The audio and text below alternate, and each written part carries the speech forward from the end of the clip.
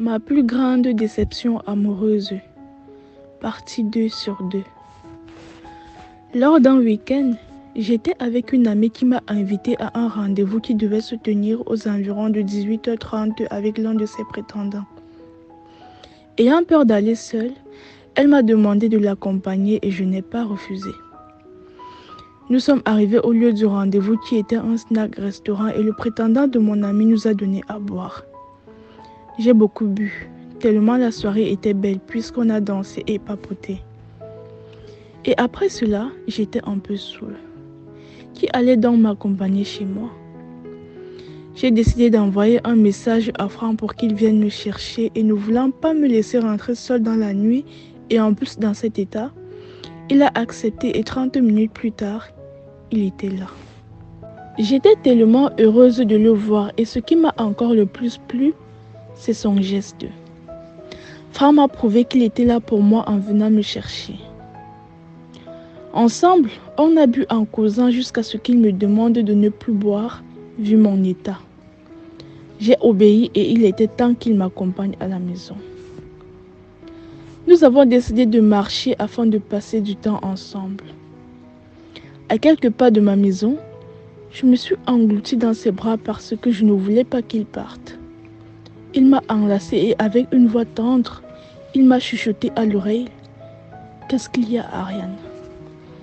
Je lui ai répondu qu'il n'y a rien et que j'aime juste sa compagnie. Il m'a redressée, m'a regardé tout droit dans les yeux, m'a touché le visage et m'a dit « Il faut que tu ailles te reposer.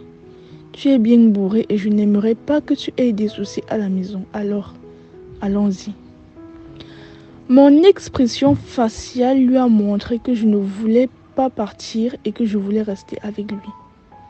Il a donc pris la parole une fois de plus en me demandant ce que je voulais. Ah, cette question. Les mots ne suffisaient pas pour lui dire ce que je voulais alors. J'ai tenu sa nuque avec mes deux mains et tout doucement, j'ai posé mes lèvres sur les siennes.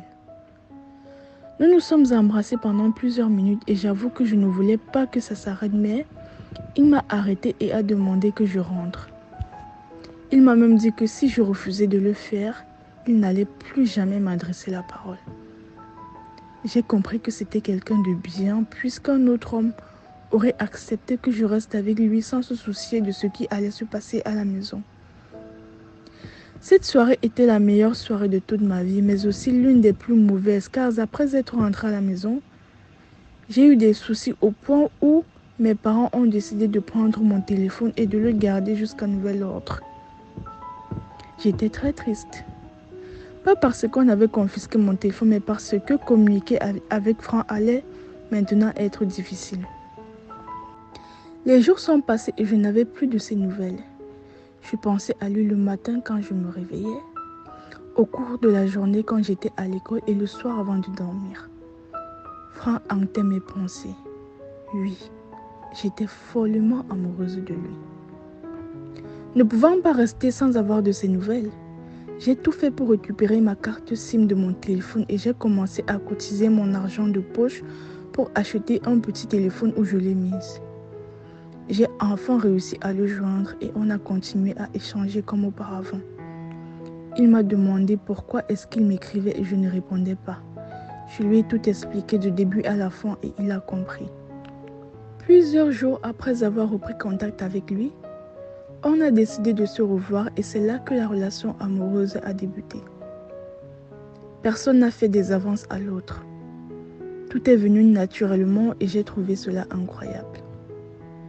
Le temps est passé et certaines personnes ont commencé à critiquer notre relation, mais je m'en foutais. Seul Franck et moi savions ce qu'on vivait et ressentait l'un pour l'autre. Et ce que disaient les gens ne changeait en rien ce que je ressentais pour lui puisque c'était quelqu'un de bien. Il me traitait bien et je me sentais comme une princesse. Franck était tout simplement différent des autres parce que lui au moins savait valoriser la femme. Bien qu'étant en couple avec lui, d'autres hommes plus stables financièrement voulaient être avec moi, mais je refusais parce que je n'étais et ne suis pas une fille matérialiste. L'amour de Franck me suffisait largement. Nous avons vécu 3 ans d'amour fou qui ne cessait de s'agrandir avec le temps. Et nous nous voyons presque tous les jours pour passer du bon temps ensemble quand un jour, il m'a dit qu'il allait quitter la ville de Yaoundé pour aller à Bafoussam continuer ses études. Le mot dévasté ne suffirait pas pour exprimer mon état. J'ai pleuré toutes les larmes de mon corps parce que j'avais peur qu'il m'oublie une fois là-bas et je le lui ai fait savoir. Il m'a dit qu'il n'allait pas m'oublier et que notre relation allait continuer. J'avais déjà confiance en lui, mais quand il m'a dit cela, j'ai redoublé ma confiance car je croyais en lui. Quelques jours après, il a voyagé et c'est là que j'ai réalisé que je n'allais plus le voir comme avant. J'ai pleuré quand j'ai vu le bus partir avec lui, mais quelque part, j'étais aussi fière de lui parce qu'il partait continuer ses études. Ceci dit, chercher son avenir ou plutôt notre avenir et j'étais prête à le soutenir. Une fois dans sa ville, notre relation a continué comme il me l'avait promis.